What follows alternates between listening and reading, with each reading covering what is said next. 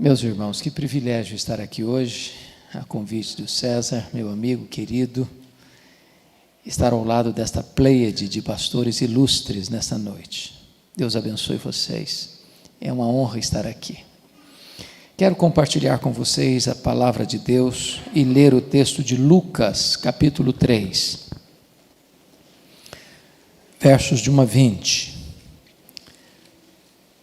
Lucas 3, versos de 1 a 20. Lido o texto, peço que você mantenha a sua Bíblia aberta nesta passagem, por favor. No 15º ano do reinado de Tibério César, sendo Pôncio Pilatos governador da Judéia, Herodes, tetrarca da Galileia, seu irmão Filipe, tetrarca da região de Itureia e Traconites, e Lisânias, tetrarca de Abilene, sendo sumos sacerdotes Anás e Caifás, veio a palavra de Deus a João, filho de Zacarias, no deserto. Ele percorreu toda a circunvizinhança do Jordão, pregando o batismo de arrependimento para a remissão de pecados, conforme está escrito no livro das palavras do profeta Isaías: voz do que clama no deserto, preparai o caminho do Senhor, endireitai as suas veredas. Todo o vale será aterrado e nivelados todos os montes e outeiros. Os caminhos tortuosos serão retificados e os escabrosos aplanados, e toda a carne verá a salvação de Deus. Dizia ele, pois, às multidões que saíam para serem batizadas: raça de víboras, quem vos induziu a fugir da ira vindoura? Produzi, pois, frutos dignos do arrependimento, e não comeceis a dizer entre vós mesmos: temos por pai Abraão. Porque eu vos afirmo que destas pedras Deus pode suscitar filhos a Abraão. E também já está posto o machado à raiz das árvores. Toda árvore, pois, que não produz bom fruto é cortada e lançada ao fogo. Então as multidões o interrogavam, dizendo: que havemos, pois, de fazer? Respondeu-lhes: quem tiver 2 túnicas, reparta com quem não tem. Quem tiver comida, faça o mesmo. Foram também publicanos para serem batizados e perguntaram-lhe: mestre, que havemos de fazer? Respondeu-lhes: não cobreis mais do que o estipulado. Também soldados lhe perguntaram: e nós, que faremos? E ele lhes disse: a ninguém maltrateis, não deis denúncia falsa, e contentai-vos com vosso soldo.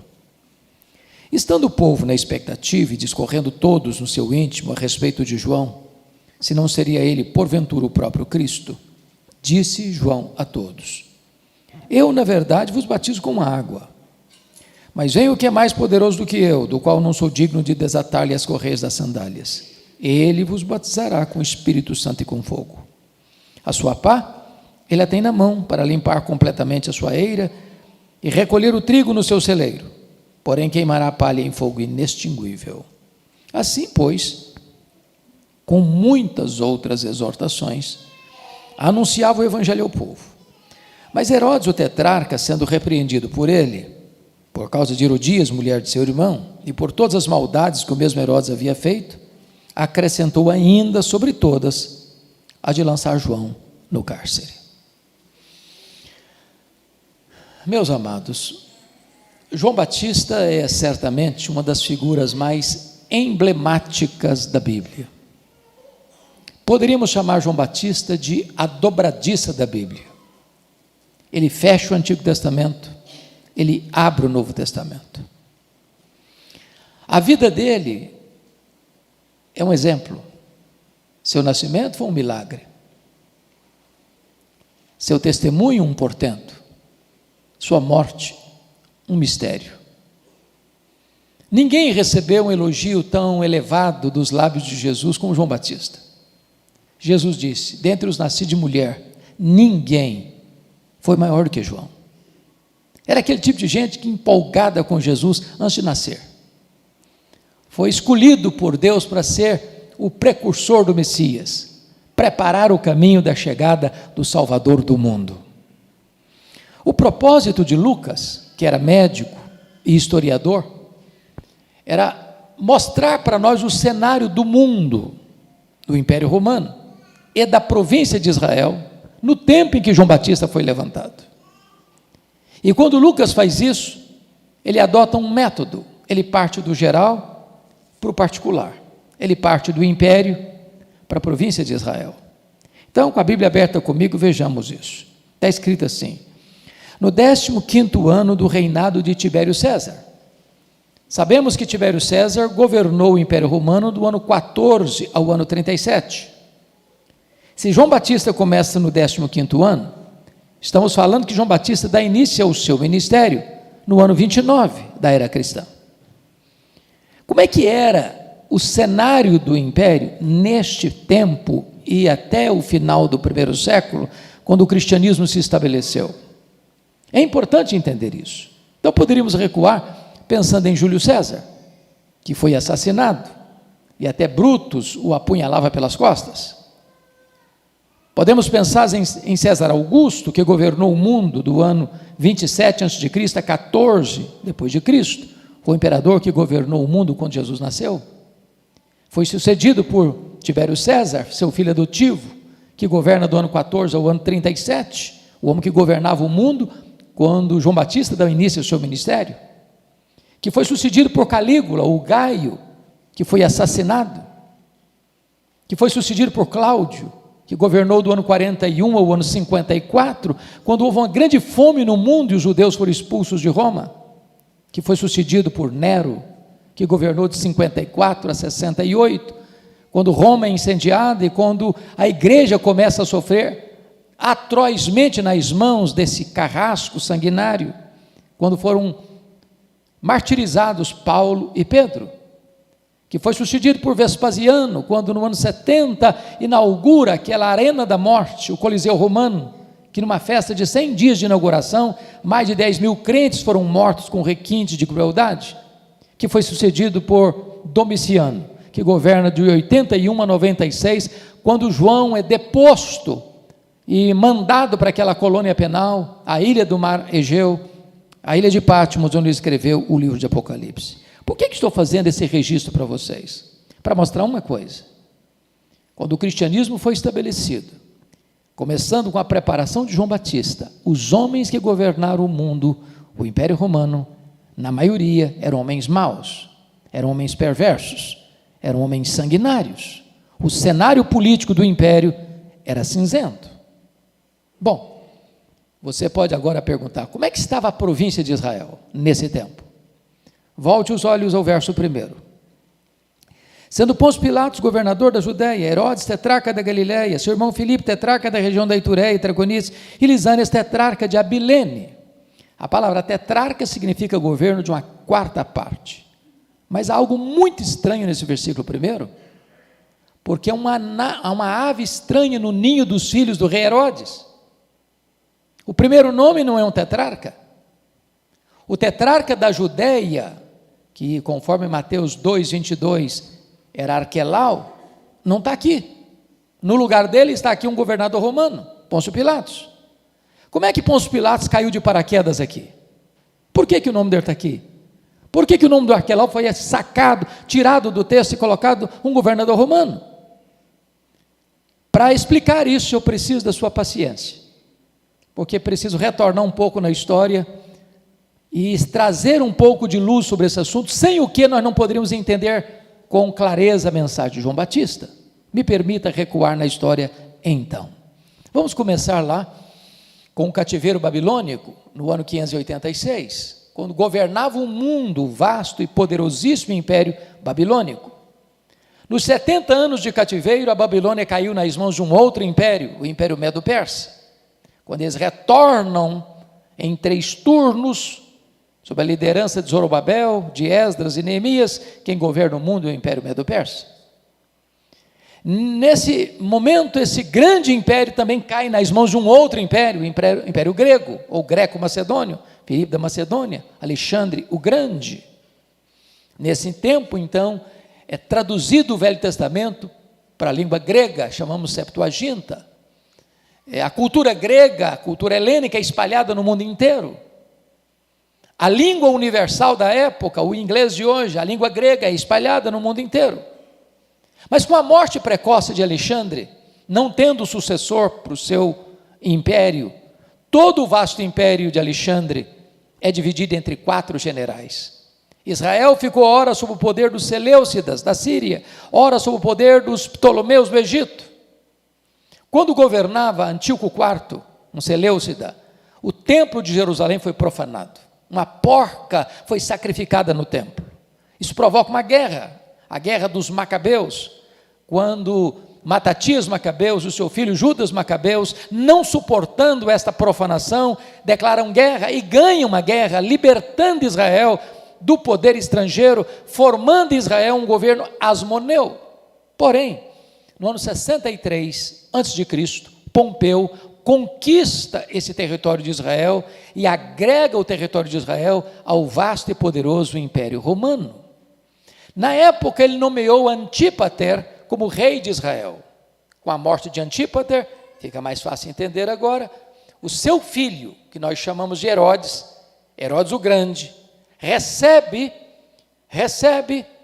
o título de rei de Israel. E ele governa todo Israel. Quem foi esse Herodes, pai desse time do versículo 1 aqui? Herodes o Grande. Quando nós falamos em Herodes, é complexo um pouquinho, porque a Bíblia fala de 4 Herodes. Herodes o Grande, Herodes Antipas, que esse aqui tetrarca da Galileia.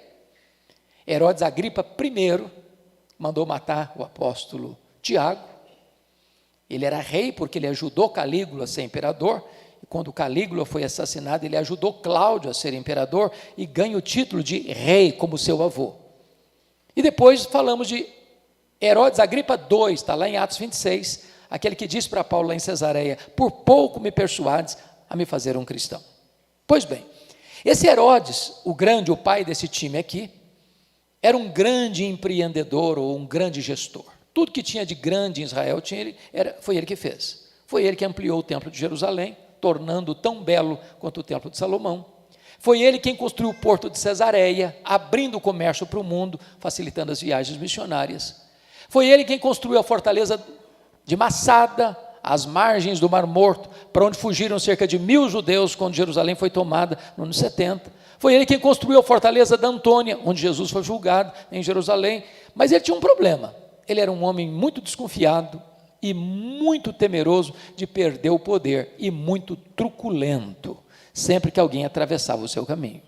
Para vocês terem uma ideia, logo que ele começou a governar, ele governou do ano 27 a.C.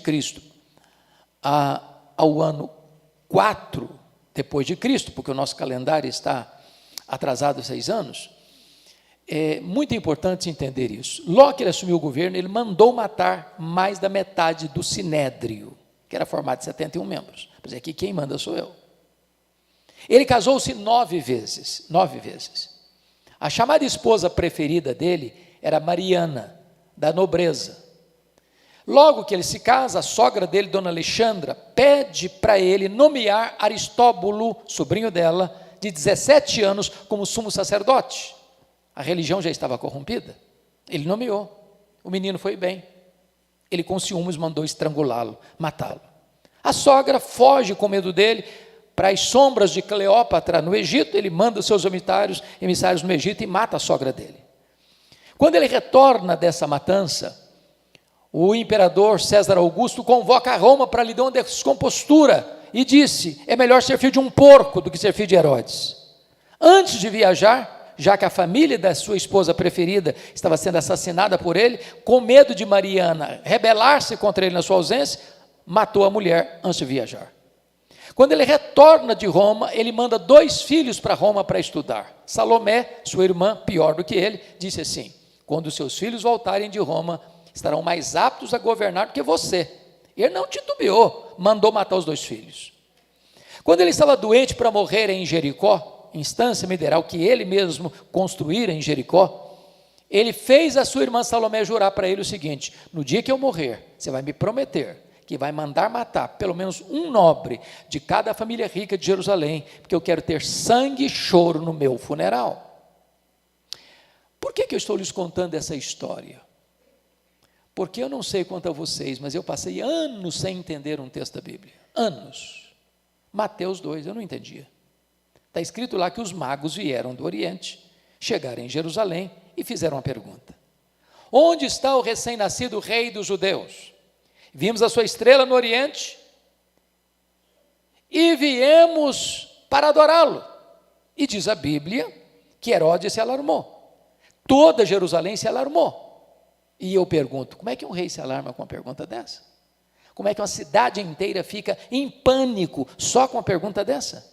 É porque Jerusalém sabia quão truculento e quão sanguinário era este homem.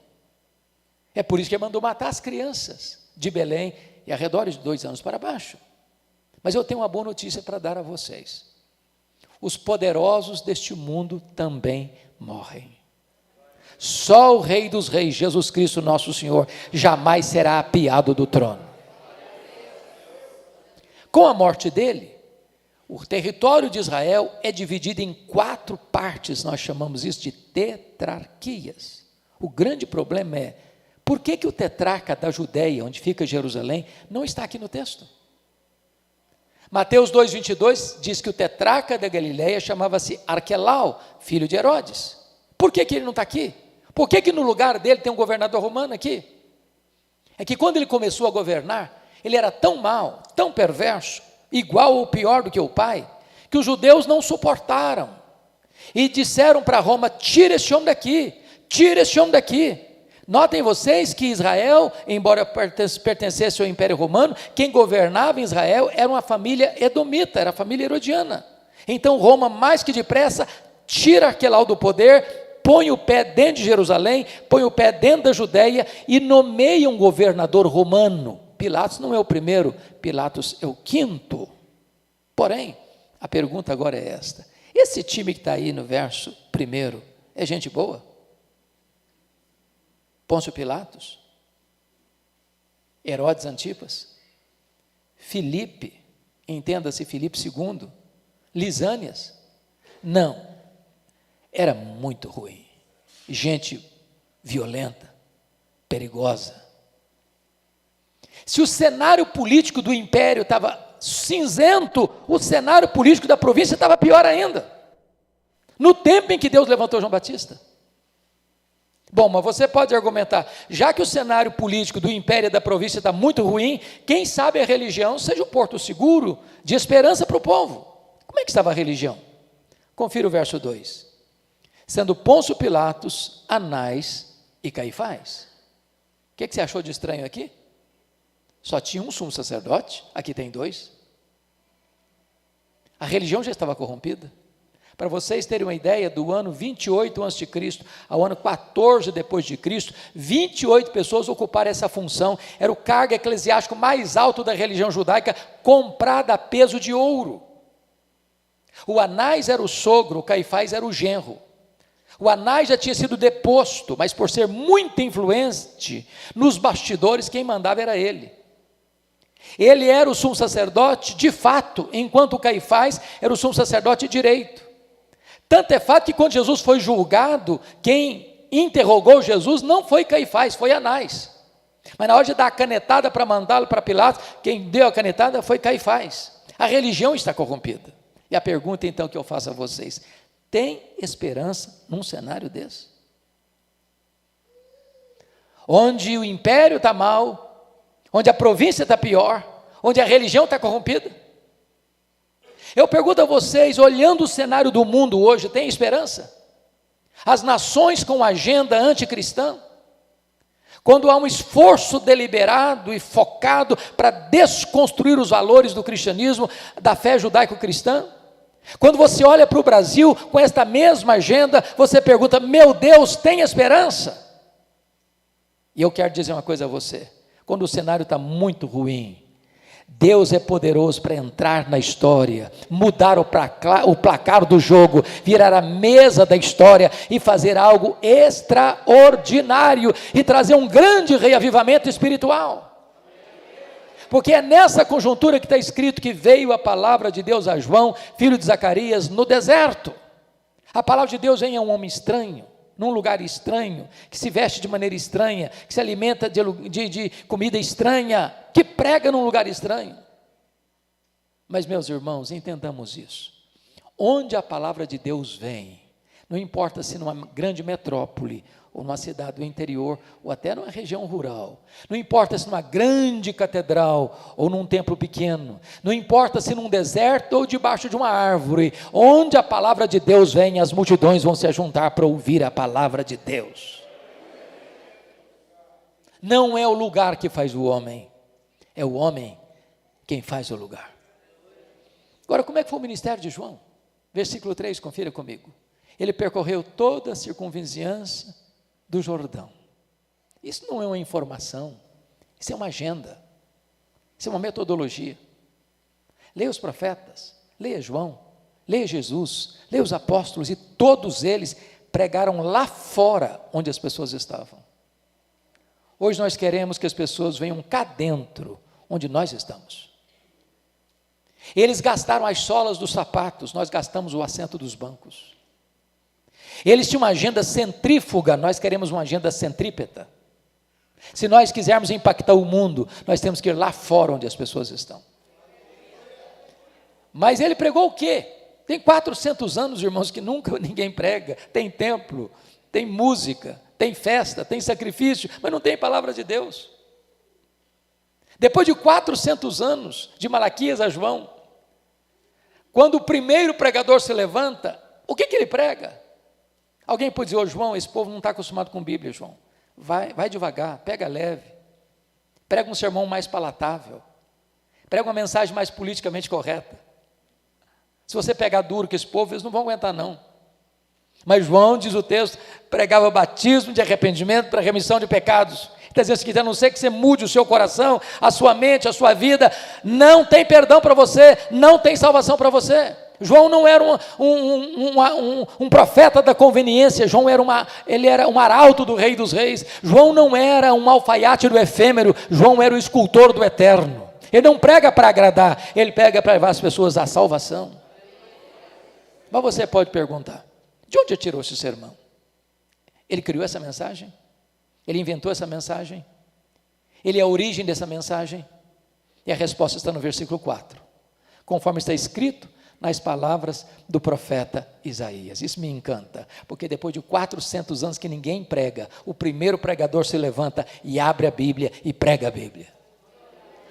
O pregador não é a fonte da mensagem, ele não cria a mensagem, ele não é a origem da mensagem, ele é um servo da mensagem, ele entrega a mensagem não é do pregador, a mensagem é de Deus.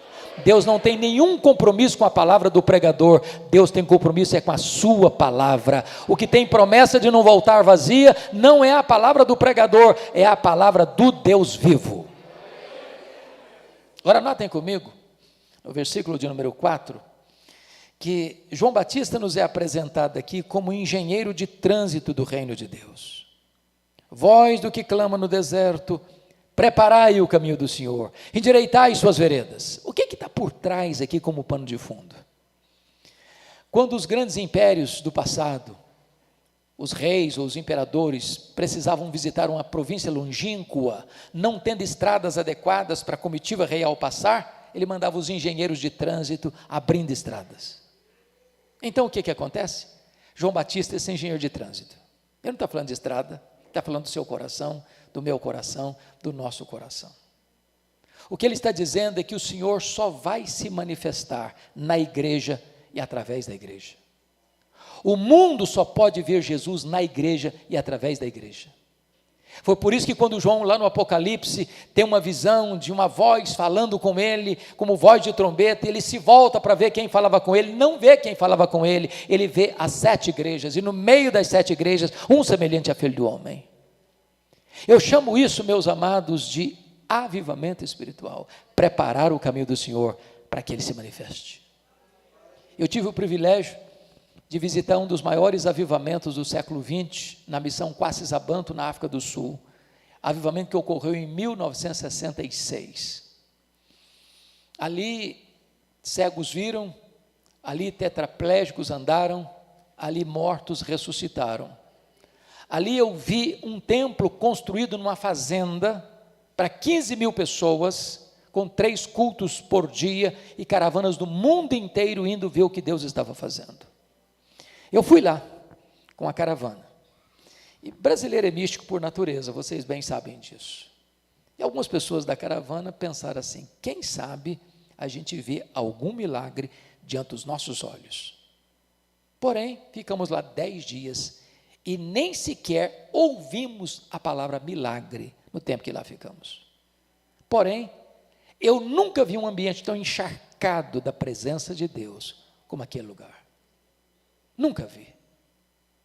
Então perguntamos ao pastor Erlo Stign, o instrumento que Deus usou para aquele avivamento: pastor, o que é avivamento? E ele nos respondeu: avivamento é preparar o caminho do Senhor para que Ele se manifeste. A nossa vida precisa ser uma estrada aberta para o Senhor passar e se manifestar ao mundo.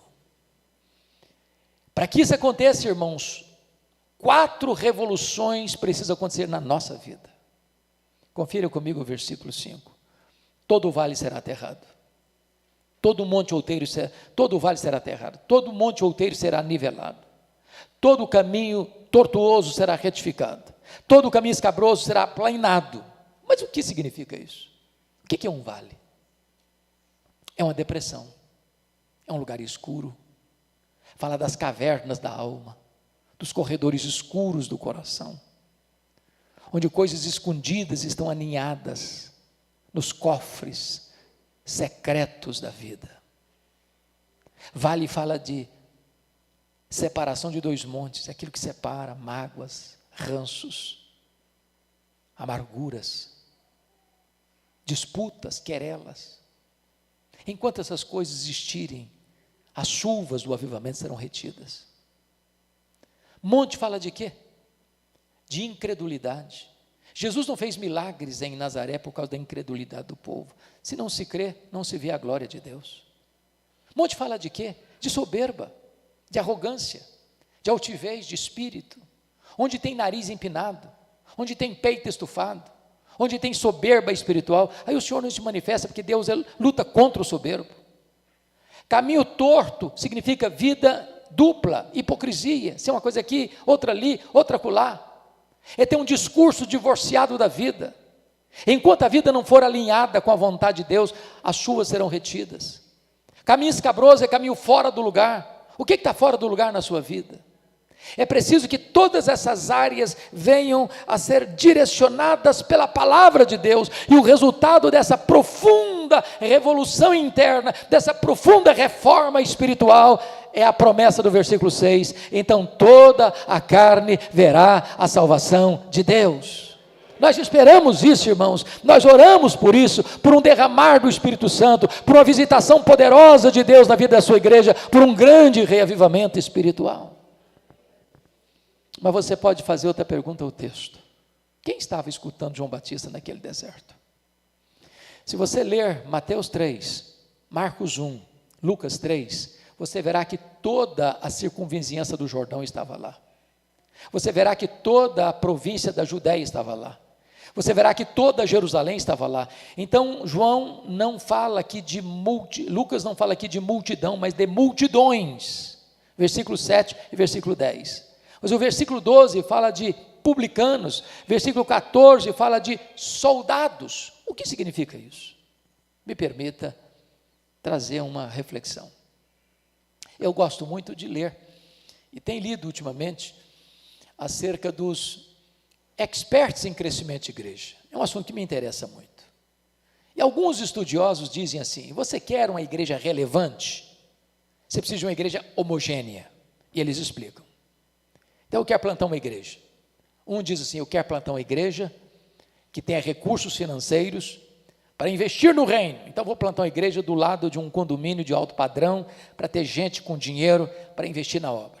Outros não, eu vou plantar uma igreja para alcançar a elite intelectual da cidade, gente formadora de opinião. Quero os acadêmicos na igreja, para que a igreja possa influenciar o meio onde ela vive. Vou plantar uma igreja do lado de um grande centro universitário. Eu disse, não, eu vou plantar uma igreja na classe mais carente da cidade, no bairro mais pobre da cidade. Eu vou fazer uma opção pelos pobres. Quando eu leio a Bíblia, eu não vejo nada disso. Nada disso. Irmãos, a igreja de Deus é o único lugar do mundo onde o homem mais rico da cidade se assenta do lado do homem mais pobre da cidade e eles são rigorosamente iguais. A igreja de Deus é o único lugar do mundo onde um diácono, sendo o maior empresário da cidade e sendo o diácono da igreja, carrega a cadeira nas costas para o pedreiro sentar e sentar com honra. Deus não vê como o homem vê, Deus não olha a cor da pele, Deus não olha a conta bancária, Deus não olha os diplomas da parede, Deus não tem opção nem por este nem por aquele, Deus ama todos e todos são bem-vindos na igreja do Deus vivo. Esta é a igreja de Deus. Agora você pode fazer uma outra pergunta ao texto.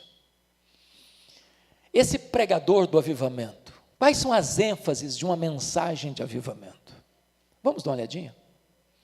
Primeira ênfase da mensagem de avivamento, irmãos, é alertar sobre o perigo mortal da hipocrisia. Olha o versículo 7. Quando João olha para as multidões, ele diz assim: raça de víboras. Eu fico escandalizado com João Batista, chocadíssimo. Tem 400 anos que ninguém prega. Primeiro o pregador se levanta e chama o auditório dele de raça de víboras. É muita insensibilidade, é muita dureza. Se o César for fazer isso aqui, eu não sei se o auditório dele não vai dar uma boa esvaziada. Como é entender isso aí? Para explicar Lucas 3,7, você precisa explicá-lo à luz de Mateus 3,7. O que tem lá Mateus 3,7? Quando João olha as multidões, diz lá que ele vê muitos fariseus e saduceus. Então ele diz: raça de víboras. Quando você lê a Bíblia, eu não sei quanto a você, mas tem hora que me dá urticária quando eu começo a ler sobre os fariseus. Pensa num time complicado, que andava de lupa para enxergar os pecados dos outros, mas não enxergava os seus próprios pecados. Jesus os chamou de sepulcros caiados, bonitos por fora, podres por dentro. Esse time estava lá escutando João Batista. Agora, entenda uma coisa, os fariseus não foram sempre assim, não. Quando eles surgiram? Por que eles surgiram? Os fariseus, irmãos, surgiram nesse período interbíblico de influência do helenismo, da cultura grega, que queria tragar e perverter a fé cristã, a fé judaica. Então eles surgiram como um movimento de reforma e reavivamento. Eles surgiram para defender a sã doutrina e a piedade. Porém, com o tempo, eles foram se perdendo, mantiveram a forma, mas perderam a essência, e Jesus chamou-os de hipócritas. E os saduceus? Surgiram também nesse mesmo período.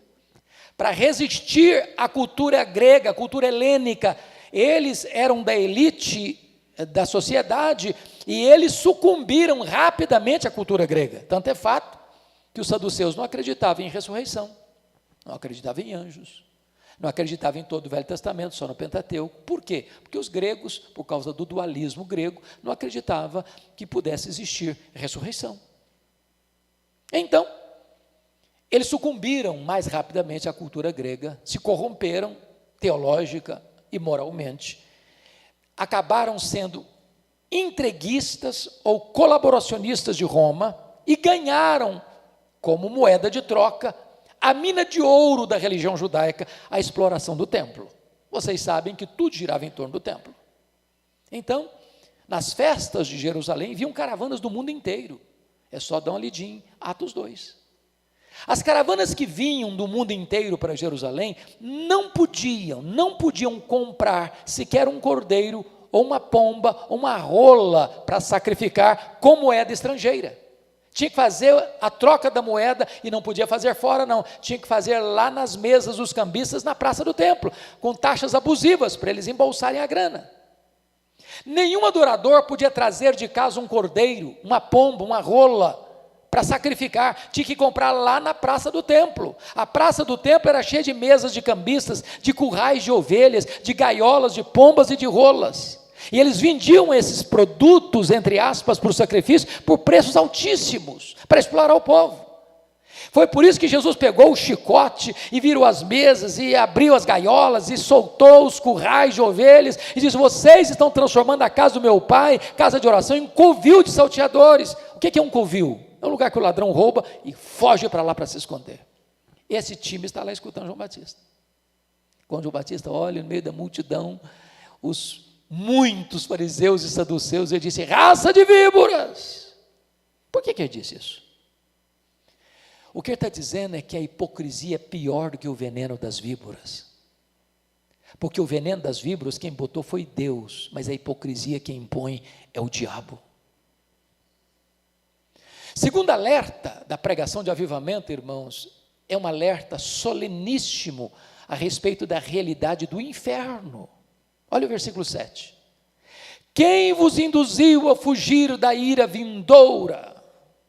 Eu fico escandalizado de novo com João Batista. Tem 400 anos que ninguém prega, tem tanta coisa boa para pregar.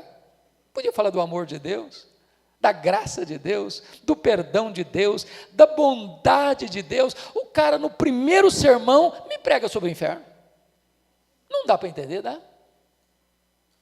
Posso lhes garantir uma coisa: nenhuma ovelha, nenhum membro de igreja, depois de escutar o pastor pregar um sermão sobre o inferno, dá um tapinha nas costas do pregador, na porta da igreja, e diz: pastor, que sermão maravilhoso que o senhor pregou hoje. Eu estou indo embora até mais leve.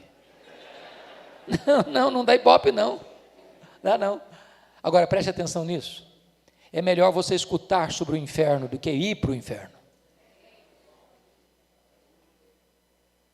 O terceiro alerta de um sermão de avivamento, irmãos, é alertar sobre o grande perigo do falso arrependimento. Olha o versículo 8. Produzir, pois, frutos dignos do arrependimento. Não é arrependimento e novamente arrependimento, é arrependimento e frutos dignos do arrependimento. Por que isso é importante hoje enfatizar? Porque tem florescido aqui no Brasil, irmãos, uma falsa teologia chamada de hipergraça, que justifica o pecado e não o pecador, que diz assim para as pessoas: venha como você está e permaneça como você quiser, aqui ninguém vai mexer com você. Nós somos uma igreja inclusiva, aqui vale tudo. Isso não é graça, isso é desgraça, isso leva para o inferno. O evangelho transforma. A graça de Deus muda o caráter, muda a vida, muda o casamento, muda a família, muda a igreja, muda a sociedade, muda a economia, muda a política, muda o comércio, muda tudo. O evangelho transforma. A quarta ênfase, irmãos, de uma pregação de avivamento, a pregação alerta sobre o perigo da falsa confiança espiritual. Olha o versículo 8. E não comeceis a dizer entre vós mesmos: temos por pai Abraão. Sabe o que está acontecendo aqui? Os ouvintes de João Batista estão dando carteirada nele. Carteirada. Estão dizendo: João, alto lá. Você sabe com quem você está falando? Nós temos pedigree. Nós somos filhos de Abraão. Corre em nossas vezes o sangue de Abraão. Então pega leve com a gente, João. Agora preste atenção nisso. Os verdadeiros filhos de Abraão não são aqueles que têm o sangue de Abraão correndo em suas veias, são aqueles que têm a fé de Abraão habitando em seu coração. Se você é crente no Senhor Jesus, você é o verdadeiro filho de Abraão.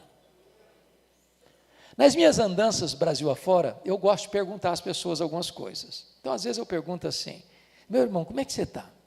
Você está firme na sua salvação? A pessoa responde: claro, pastor, sou presbiteriano desde o berço, sou batista, seguro, sou assembleiano convicto.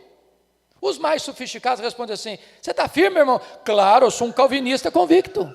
Outro responde: eu sou um arminiano convicto.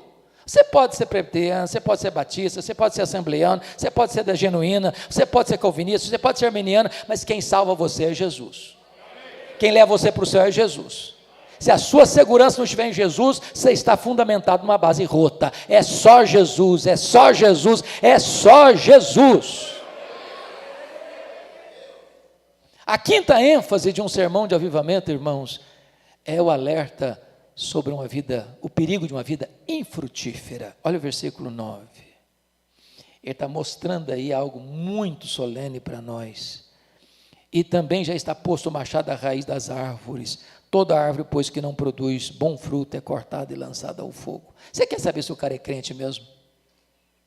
Não escuta o que ele fala. Veja o fruto que ele produz. Bom, mas vem outra pergunta ao texto. Esse tipo de sermão produz resultado? Vamos ver? Dê uma olhadinha nos versos 10 e 11. As multidões estão perguntando para o pregador. Em tempo de avivamento, isso é curioso. Porque em tempo de avivamento não é o pregador que apela ao auditório, não. É o auditório que apela ao pregador. Eles estão ouvindo João Batista. Quem está fazendo um apelo não é o pregador, é quem está ouvindo. E nós, João, o que nós vamos fazer com esse sermão seu de avivamento, de arrependimento? E ele respondeu assim: quem tiver 2 túnicas, dê uma para quem não tem. Quem tiver comida, faça o mesmo. Você quer saber se o cara é crente mesmo? Veja se ele é generoso. Não combina crente mão de vaca, crente pão duro, crente avarento, crente suvina, crente mão fechada. Crente tem o coração aberto, crente tem o bolso aberto, crente tem as mãos abertas, crente tem a casa aberta. Crente é generoso. Agora entendamos isso. Generosidade não é arrependimento. Ninguém vai para o céu porque dá roupa e comida para ninguém. Generosidade é a evidência do verdadeiro arrependimento e não um substituto do verdadeiro arrependimento. Vamos ver o segundo resultado? Dá uma olhadinha no versículo 12 e 13. Vieram os publicanos rasgando seda para Jesus, falaram de uma maneira mais clássica: mestre, e nós, que faremos? Jesus respondeu assim, João Batista respondeu assim: não cobreis mais do que o estipulado. Ô gente, eu estou falando aqui da Receita Federal agora, estou falando do leão, está de olho em você, sabe mais da sua vida do que você mesmo. Os publicanos eram os coletores de impostos.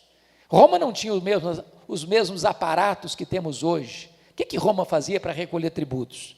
Roma fazia uma concessão. Então, dava concessão ao indivíduo para recolher impostos naquela região, com o compromisso de repassar aos cofres de Roma um valor devido. Mas Roma não estava nem aí se essa pessoa cobrasse muito mais para embolsar o resto da grana. Então eles eram muito odiados, porque os publicanos oprimiam as pessoas, em nome da lei. Esse time está lá escutando João Batista. E nós, João Batista, o que nós vamos fazer com esse sermão seu de arrependimento? Ele diz: não cobreis mais do que o estipulado. Você quer saber se o cara é crente mesmo? Veja se ele não passa a perna nos outros.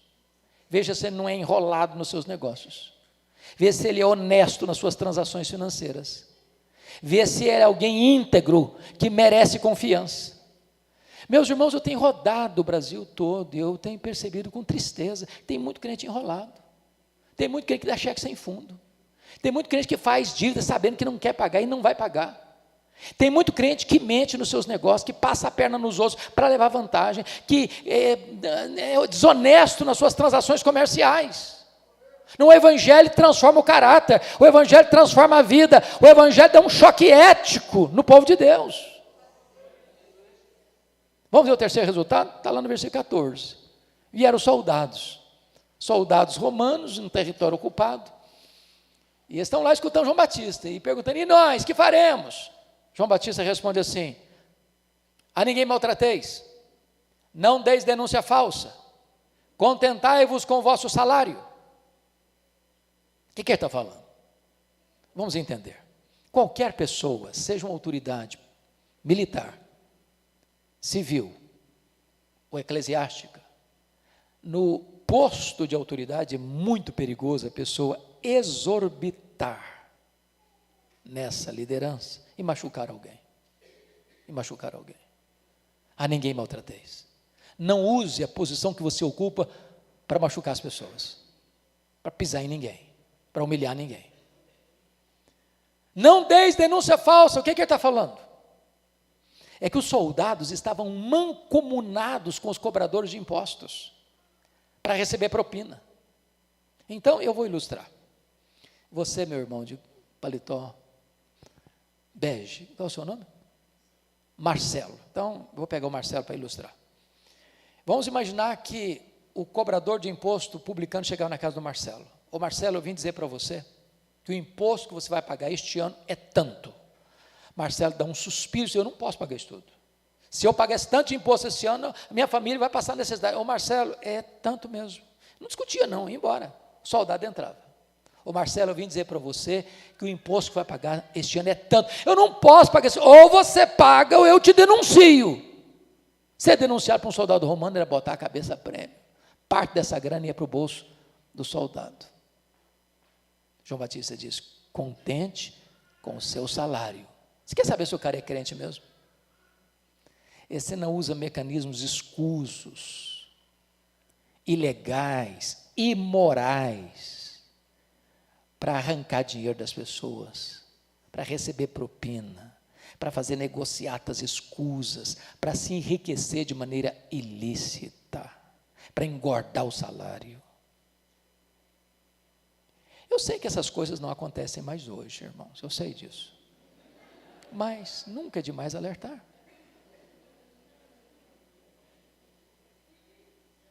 Bom, deixa eu terminar falando 3 coisas do pregador.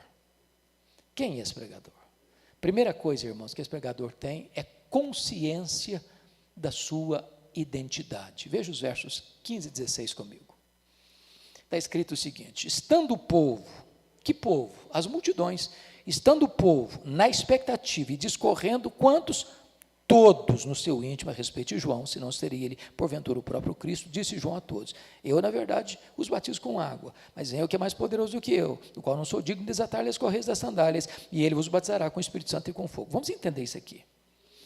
Deixa eu pegar emprestado uma frase de um amigo meu, Jeremias Pereira, cara de leão. João Batista era um cara de leão, não tinha medo de ninguém, não tinha medo de nada. De repente, as multidões estão vindo, soldados, cobrador de impostos, fariseus, saduceus, e ele prega, ele não está com medo, não está preocupado. De repente, a multidão toda, todo mundo, começa a pensar assim, você quer saber de uma coisa? Esse cara aí não é precursor do Messias coisa nenhuma, ele é o próprio Messias, é ele. Ô gente, é ele mesmo. Ele não é precursor não, é o próprio Messias, ele é o Messias. Todos os votos que entraram na urna, 100% dos votos deram vitória para ele, é ele o Messias, é ele. Aquela cogitação da multidão se transforma numa pergunta, e essa pergunta beija os ouvidos de João Batista, com aquela voz sedosa do sibilo da serpente, e a pergunta era esta, porventura, tu não és o próprio Cristo? Olha a tentação aí, olha o perigo aí. Muitos já tinham se levantado em Israel, dizendo que era o Cristo. Se ele engolisse aquela isca venenosa, ele poderia coçar a cabeça, quer dizer, pensando melhor, eu acho que eu posso ser o Messias. Eu acho que eu sou um fenômeno. Tem 400 anos que ninguém junta tanta gente igual eu nesse deserto. Aliás, se eu me declarar Messias aqui, o povo já tem do meu lado. Mas ele não engoliu a isca, não. Ele foi categórico. Eu não sou o Messias, não. Eu vim preparar o caminho do Messias. Eu não sou o verbo, não. Eu sou apenas uma voz que clama no deserto. Eu não sou a luz, não. Eu aponto para Jesus e digo, este é a verdadeira luz que vindo ao mundo ilumina todo homem. Eu não sou o cordeiro, não. Eu aponto para Jesus e digo, este é o cordeiro de Deus que tira o pecado do mundo.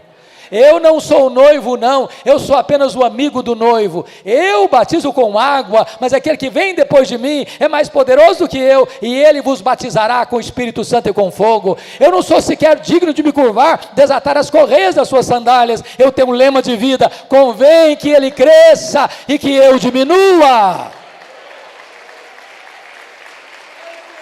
João Batista entende uma coisa, você não pode receber a glória que só pertence a Jesus.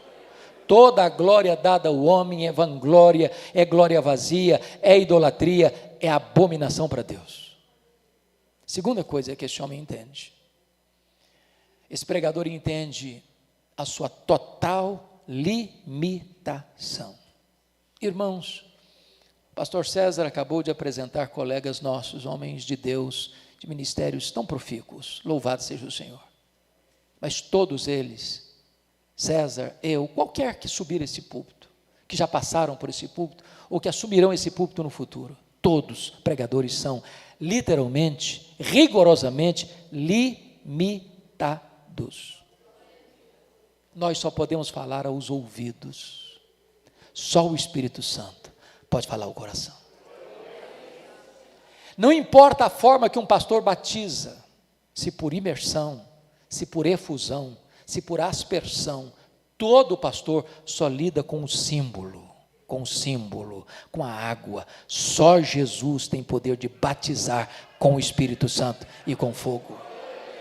O pastor pode pegar os elementos da ceia, partir o pão e distribuir o cálice, mas o pastor não tem o poder de tornar esses elementos eficazes no coração das pessoas. O pastor, o pregador é limitado. Mas finalmente eu termino aqui. Terceira e última característica: o pregador é corajoso. Veja o verso 19 e 20 comigo. Está escrito assim: mas Herodes o tetrarca, sendo repreendido por ele por causa de Herodias, mulher de seu irmão, e por todas as maldades que o mesmo Herodes havia feito, acrescentou ainda sobre todos a de lançar João no cárcere. Eu disse para vocês no começo que Herodes o Grande, o pai dele aqui, casou-se 9 vezes, formando uma família disfuncional. Dos muitos filhos de Herodes, 4 receberam um poder político, tetrarquias: Arquelau, Herodes Antipas, Filipe II e Lisânias. Mas ele teve muitos outros filhos, dentre eles o Filipe I, que morava em Roma, casado com Herodias. Herodias era filha de Arquelau, um outro filho de Herodes o Grande. Portanto, o pecado de Herodes não foi só de adultério, não, foi também de incesto, porque Herodias era sobrinha dele. Herodes Antipas era casado com a filha do rei Aretas, dos Nabateus, lá de Petra, hoje Jordânia. E ele vai um dia visitar o seu irmão em Roma, e se engraça com a cunhada, chamada Herodias, que era cunhada e sobrinha. E Herodias disse para ele: se você me prometer divorciar-se da filha do rei Aretas, eu largo o seu irmão e vou embora com você, serei sua mulher. Herodes Antipas topou. Agora pense na cena. Um dia, o Herodes Antipas desembarca na Galileia com a Herodias a tiracolo. O João, que era cara de leão, não tinha medo de ninguém, botou o dedo na cara dele e disse: não te é lícito possuir a mulher do teu irmão. Ele sabia que estava mexendo num vespeiro, num ninho de cobras. Passou a ser odiado por isso. Foi preso por causa disso. Preso aonde? Na masmorra de Maquerós. Onde fica Maquerós? Às margens do Mar Morto, 45 a 50 graus. Insuportável. O maior homem dentre os nascidos de mulher está numa prisão insalubre por pregar a verdade. Herodes até gostava de ouvi-lo, de vez em quando dava umas escapadelas para ouvir João Batista. Sabe que assunto João Batista tratava com ele? Juízo final. E o cara saia mais desesperado ainda. Um dia, teve uma festa de aniversário do Herodes, convidou os seus amigos, já estavam todos chapados, bêbados. A filha de Herodias dançou muito desenvoltamente. Ele, bêbado, fez promessas inconsequentes para a menina. O que você quiser? A menina, tão perigosa quanto a mãe, perguntou: mãe, o que eu peço? Posso pedir o que eu quiser? O que eu peço? Ela disse: peça a cabeça de João Batista numa bandeja. O carrasco sai lá da Galileia, vai lá nas margens do Mar Morto, tira João da prisão, bota a cabeça dele num cepo e tosa a cabeça dele com a espada. E essa cabeça pingando sangue, como um bolo macabro, chega naquela festa nefasta, e você sai contorcendo o nariz, chocado, perplexo. Meu Deus, que tragédia, que fim inglório. Mas João Batista não pensava assim. João Batista entendia que é melhor você estar preso com a consciência livre do que você estar livre com a consciência presa. João Batista entendia que é melhor você perder a cabeça com honra do que viver com desonra. Isso porque o que importa para um homem não é como ele morre, é como ele ressuscita. Irmãos, eu não sei se vocês concordam comigo nesse quesito, mas nós estamos vivendo dias difíceis, sombrios. Talvez em tempos muito mais breves do que se imagina, a igreja enfrentará uma grande pressão, talvez até uma grande perseguição. Não tem mais espaço para crentes covardes. Você precisa se posicionar. Você precisa entender o que Paulo disse: se vivemos para o Senhor vivemos, se morremos para o Senhor morremos, quer pois vivamos, quer pois morramos, nós somos do Senhor. O que eu posso lhe garantir, meu amado irmão, não importa o que virá pela frente, o céu indenizará todo o sofrimento, porque a nossa leve e momentânea tribulação produzirá para nós eterno peso de glória acima de toda comparação. Eu pergunto a vocês hoje, que pai, que mãe tem coragem de botar o nome num filho hoje de Herodes? Só um louco, um desavisado. Mas João Batista, mesmo depois de morto, ainda fala, ainda inspira, ainda motiva, ainda encoraja. E a minha oração nesta noite é que a vida de João mexa com o seu coração. Levante você, para você ser um crente maiúsculo, cheio do Espírito Santo, cheio de coragem, para viver e morrer por esta causa, porque se a causa é maior do que a vida, vale a pena dar a vida por esta causa. Que Deus nos ajude. Amém.